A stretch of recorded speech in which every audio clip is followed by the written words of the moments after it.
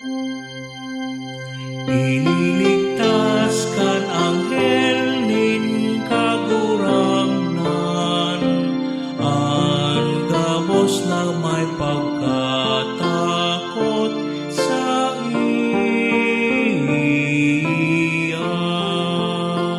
Ililigtas kan anghel nin kagurangnan, an gabos na may pagkatakot sa iya.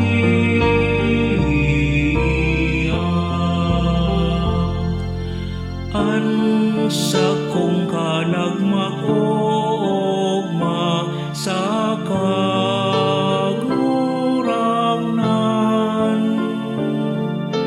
magdangog lugod asin magugma, an mga nasasakitan, ipagrukyaw niya to an kagurangnan, sarabay tang ipagrukyaw ang sa iyang ngaran.